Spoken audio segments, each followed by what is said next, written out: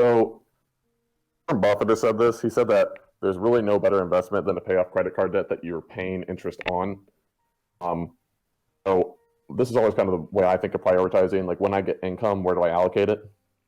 I got credit card debt, and I'm going to pay interest on it, which thankfully I haven't ever had yet. I've always been able to pay off statement balances or to do balance transfers without any additional fees. I want to kill that as quickly as possible because you're going to pay whatever 20, 25% monthly interest, which compounding annually is just absolutely insane.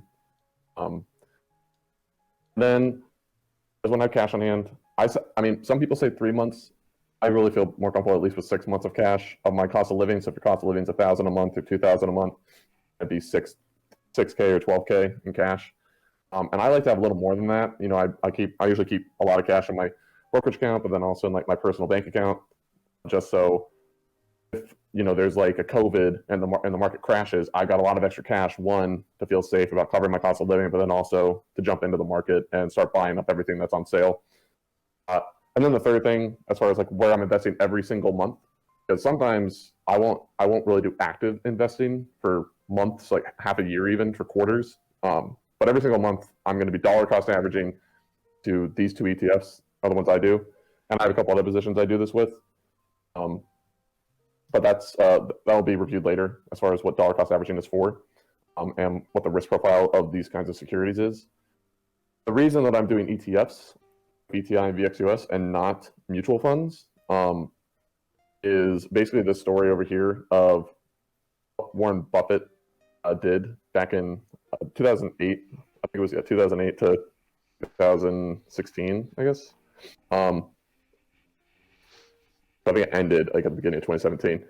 And basically, he made a $1 million bet against a hedge fund that was saying, whoever outperforms the other at the end of 9 years will get to take all these profit and give it to a charity of their choice. And he was just saying that what he did was he just bought an S&P 500 stock market ETF.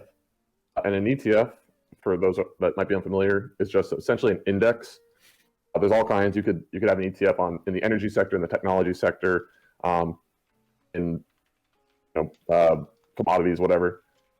He just picked the S&P 500 because the S&P 500 is generally agreed upon as being a representation of the American stock market. One way to think about it is like if you put $500 in the S&P 500 ETF, which is a single security, it's like you have one share in that ETF. It's kind of the same as putting $1 into each of those 500 companies, which theoretically is exposing you to the entire stock market. Buffett was saying that it's not that these hedge funds or these mutual funds can't generate superior returns to the market.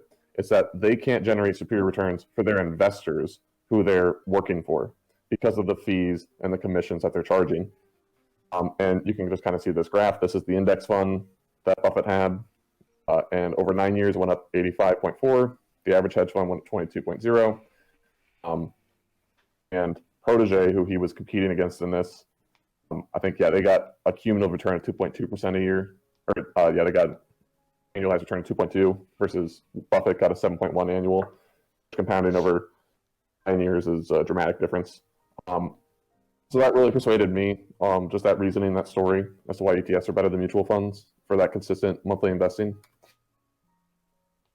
So, next question to ask is, what is your risk profile like? What's your risk tolerance? Generally, obviously this is just kind of a pretty simple way of viewing different asset classes. Cash is very fungible. You can exchange it for a lot of other goods and services very easily, very quickly. And it doesn't really grow naturally. I mean, if you put in a checking account, you're getting maybe 14, I think you get like 7 cents on $3,000 or something. It's insane. You don't really get any return on it because it's so fungible. So cash is not really going to change much unless the government starts printing a bunch of money and inflating everything, which is why